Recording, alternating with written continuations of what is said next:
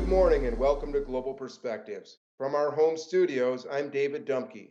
And I'm Katie Coronado. Welcome. Today we have with us former member of Congress, Ileana Ross Layton. Welcome. Well, David and Katie, thank you so much. It's a thrill to be on your program and the first time for me. So thank you.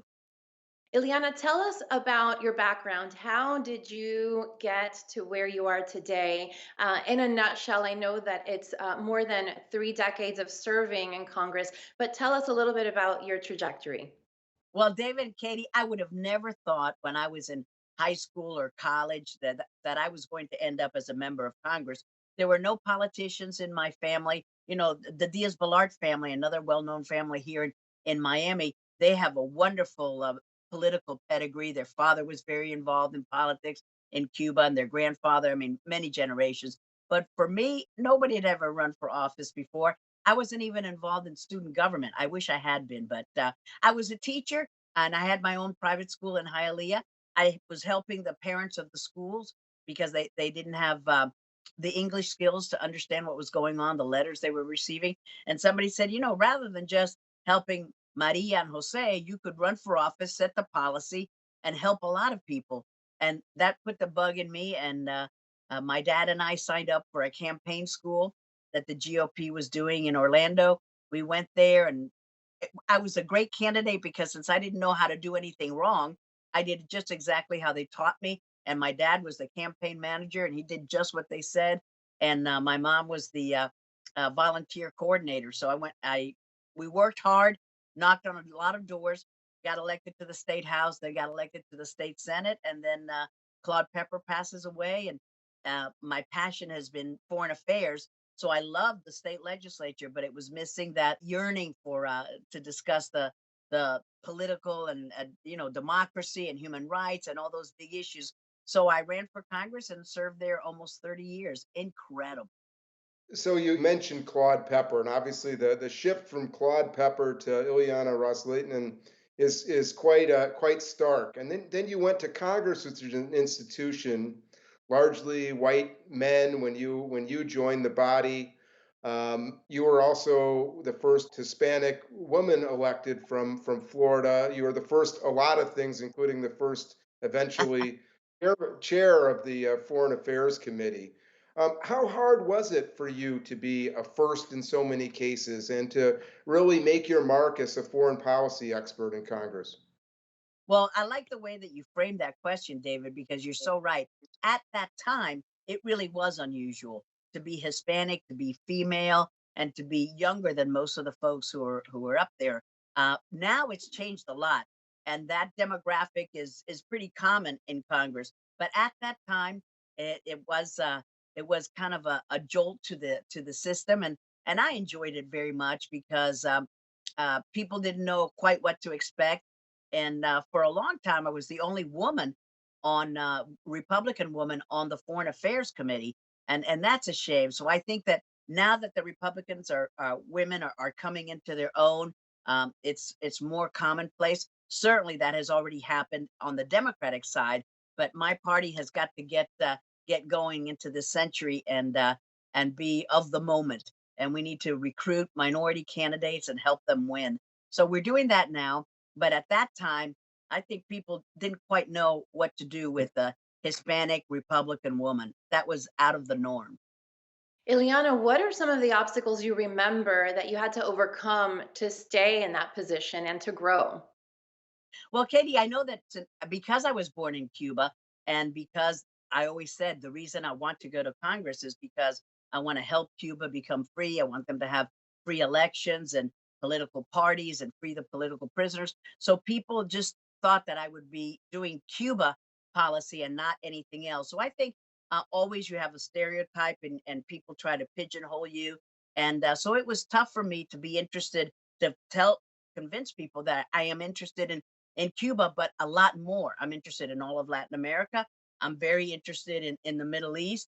I was proud to chair the Africa subcommittee because I wanted people to know, hey, I understand that there are lots of places in the world, and it's not just Cuba, Latin America, and the Middle East. So I enjoyed that as well. And I all the years that I was in Congress, I stayed on the Foreign Affairs Committee, and I was also a few years in the Intelligence Committee.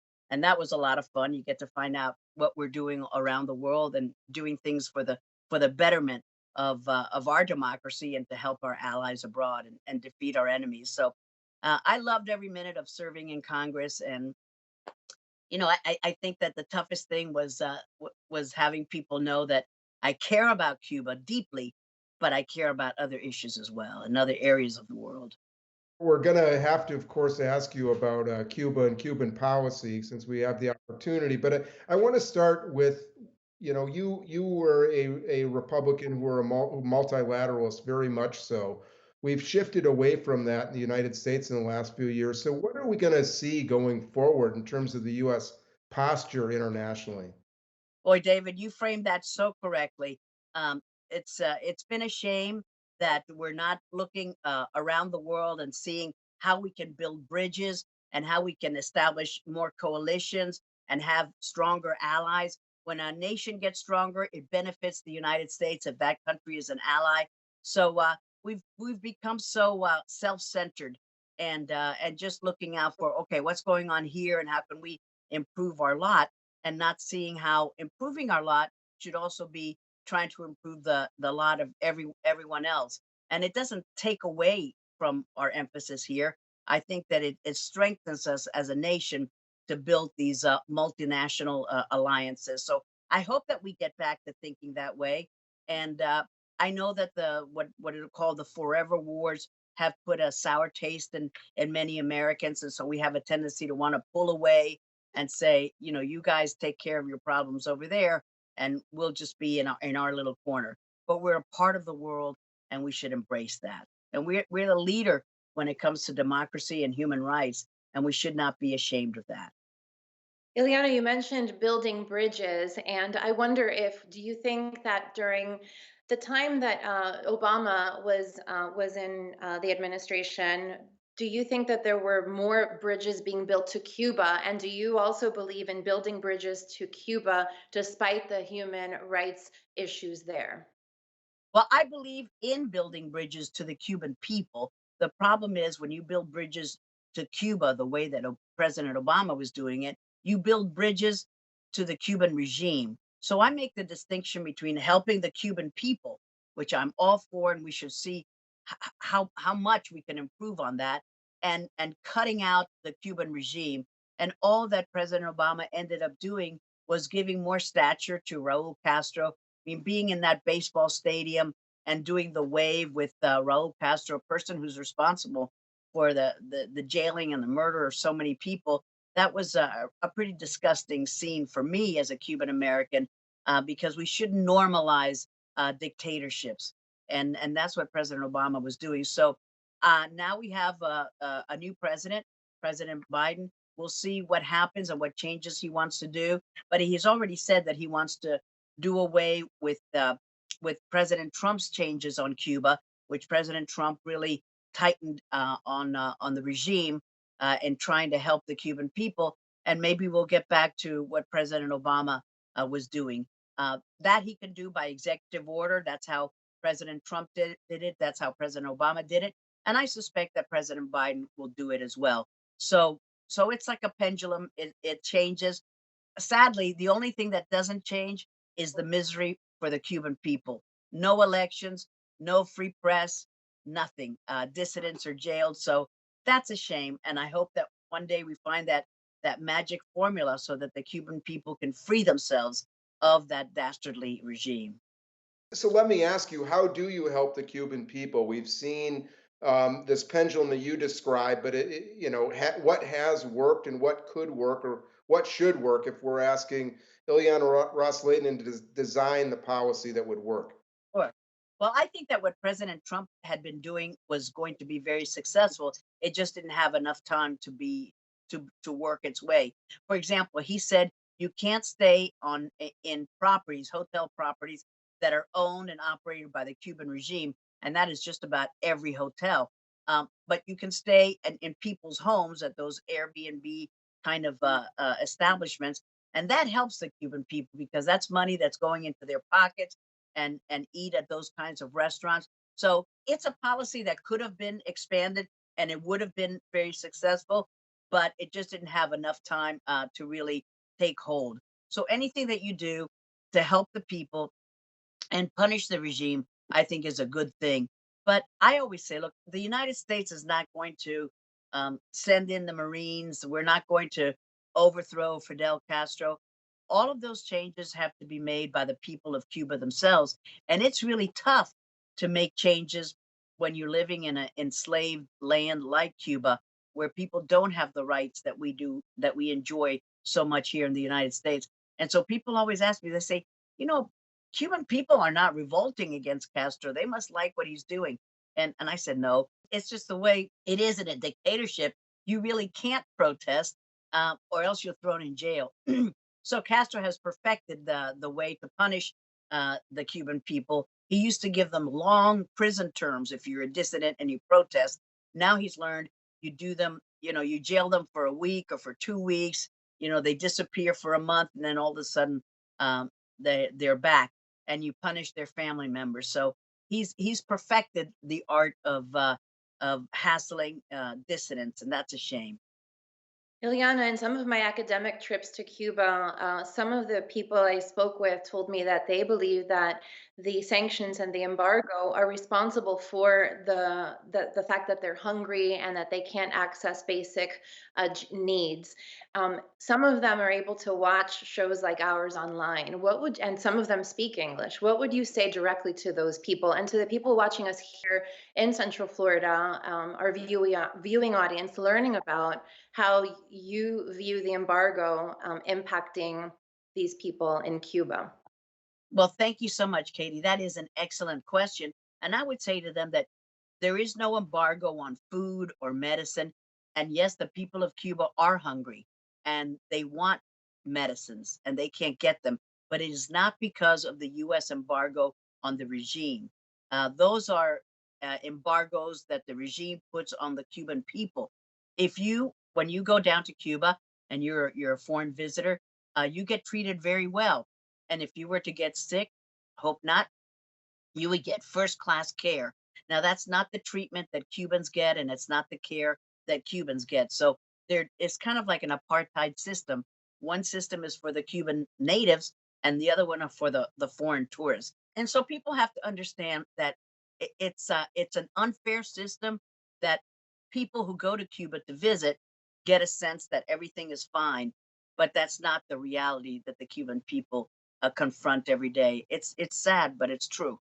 So we're talking about Cuba, but of course there are a lot of other issues going in Latin America in particular. And I wanted to ask you particularly, what should the U.S. do about Venezuela, and what else should the new administration look at in terms of re-engaging with Latin America? An excellent question, and I really do hope that the new administration engages Latin America in a way that we build bridges and we foster democracy and we strengthen the institutions, whether it's the press or civil society, whatever it is, because we have a real opportunity there to be a force for positive change, and we need more allies. Now, that's different than what is happening in Venezuela, Cuba, and Nicaragua. In those countries, we see a system, a political system that's corrupted, that just maintains itself in power. I mean, don't have fair elections, don't have free elections. Whether it's Venezuela, Cuba, or Nicaragua, it's the same corrupted system, and the people don't want to live in that kind of system. If they had their choice, they would come to the United States in a New York minute, because here we have, we criticize our own country, but my gosh, is this a great country or what? Just so many freedoms that we take for granted, respect for human rights, and I know that we're not a perfect nation, and we saw that in a very restless summer in the fight for racial justice. So I understand that it's not perfect, but boy, when you compare it to regimes all around the world, it's pretty darn good. And in Venezuela, we have a despot who will not give up power, Nicolas Maduro, just like Hugo Chavez before him. He will not go easily into the night. He will try to remain in power forever. The same is true of Daniel Ortega in Nicaragua. He will try to stay in power forever. And the elections that these countries have are shams, because there are no real political parties, there's no real free press, and there's no avenue for the opposition to express their discomfort with having this kind of government. People want to be free. That's a human nature. We want to be free. We want to be able to express ourselves, and that's what we want for all the countries of the world. What do you think, Eliana, it would take for people in Latin America and Venezuela and Nicaragua and even Cuba to feel empowered and to look for that change? Well, Katie, it's very difficult. It is. I mean, there's no. You can't sugarcoat this, because let's say you wanted to do a show like this in Cuba. It's very difficult to, for you to have the cameraman and the sound engineer and the producer and have a guest where I don't know what you're going to ask me and you don't know what I'm going to say. That is true freedom. You just can't have that in Cuba. So people find ways so that they can listen to shows like this, and they're very creative, and this is very good when they have access to the outside world, when they get to see what is going on throughout the world. I think that's a positive, that's a win for the people, and that's what the regime doesn't want the people to do. So on the issue of freedom of the press, what did you do in Congress while you were there to kind of to support efforts to expand this, particularly in Latin America? But I know you were active. Obviously, you're the chair of the entire Foreign Affairs Committee, so you had global scope. Well, I work with members who are very keen on this. For example, Tom Lantos was the chairman of the Foreign Affairs Committee. He's the only Holocaust survivor to have ever served in Congress. He's passed away now, but because he and I both came from totalitarian regimes, at one time we looked at each other and we said, "Wow, is this a great country or what?" He was born in Hungary, a naturalized American. I was born in Cuba, a naturalized American, and here we are heading the Foreign Affairs Committee. I mean, this is a great country, the United States of America. It's pretty remarkable. But Tom, just like I did, had a keen interest in making sure that journalists were protected, that they were able to practice their profession. And in many enslaved countries throughout the world, that's not the case. And also another member of Congress with whom I worked was Jim McGovern. He's a very liberal Democrat from Massachusetts, and he's responsible for Congress finally passing the Magnitsky Act, which serves to help human rights activists and gives them protection from these authoritarian regimes, and also holds these regimes responsible for their actions. And because of the Magnitsky Act, many journalists have been helped to come here to the United States, and many autocrats and bullies, whether it's Russia or anywhere in the world, are not able to come to the United States because they're in this list that bars them entry. So protection of journalists is very important, whether it's the Middle East, whether it's Latin America, everywhere. We need to make sure that whistleblowers are protected, that journalists are protected, and that's one of the fundamentals of having a democracy and having respect for human rights, is making sure that every voice is heard, and people go to journalists to have their stories be heard. And so we must give them protection. So I hope that in this administration, they will continue some of that work, and we will be a better nation for it. Speaking of journalists, how important do you think it is to empower journalists through academic partnerships? In the past, those academic partnerships have been in jeopardy because of potential sanctions, because of dangerous situations that even professors could be placed in if they travel to train other journalists and students in different countries. What do you think about those academic partnerships to train journalists? Well, I think that in theory they sound very good, but one of the problems that I see, Katie, is that more often than not, only the liberal schools and only the liberal programs that have a political bent are the ones that have try to have these programs in their campuses, or try to participate in these programs. And I hope that more conservatives participate so that we can get a real diversity of what the United States academia and journalism is all about. More often than not, the programs that are, let's say, if they're going to Cuba, they're run by very liberal professors who have a political agenda. They're not for the embargo, and that's fine. You can have whatever opinion you want, but so students sometimes really get punished in terms of the way the professor sees them and the grading, because they don't have the political philosophy of the professor. So in theory, they're good, and I'm for it. But in practice, what I've seen is that they're very liberal programs with a political agenda, and they want to uh, follow their way of thinking. And they don't realize that what they themselves are doing is censoring the students and censoring a free flow of ideas. I'd like to ask you a little about immigration. Obviously, this has been you being an immigrant to this country. You had us. This is obviously something that's very personal to you. It's also been an issue that's become very partisan over the years. How should how should we be addressing this as a nation? The immigration issue. That's one side of it. The other is how should the Republican Party be addressing immigration? So I'm asking you several questions at Yeah. once because the other is on the foreign affairs side. How much is foreign aid important in kind of helping mitigate some of the immigration from Latin America in particular? Excellent question, David.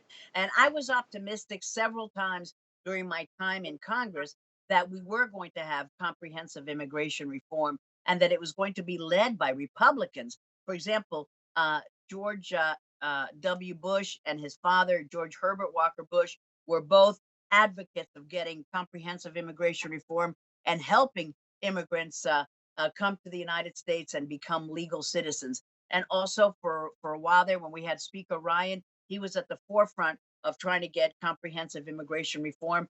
And then it was just a series of political upsets that upset that apple cart, and we were never able to make it happen. So I'm still a firm believer in that.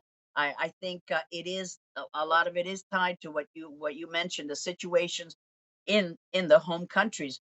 When you look at Central America, many of the immigrants here in the United States come from those areas, and they're areas uh, that have a lot of gang violence.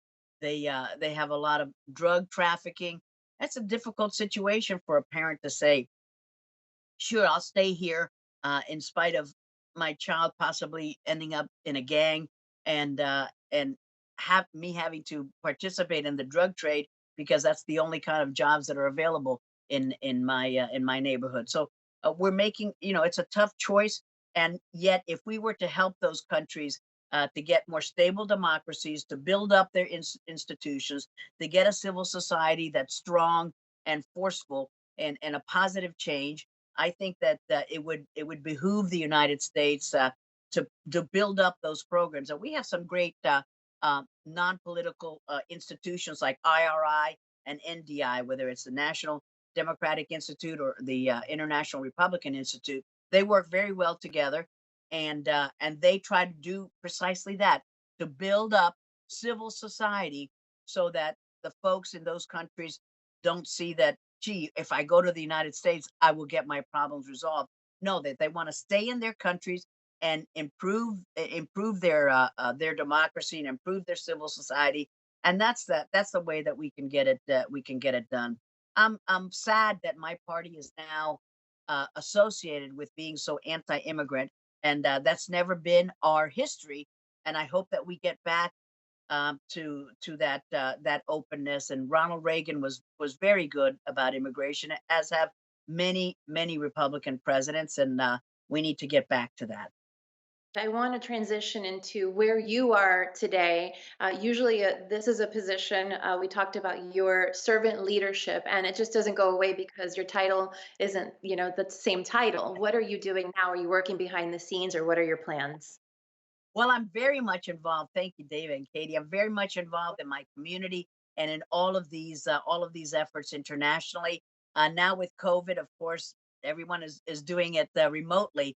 But I'm a senior advisor at an international law firm called Aiken Gump, and this is my home office here in Miami, our family library.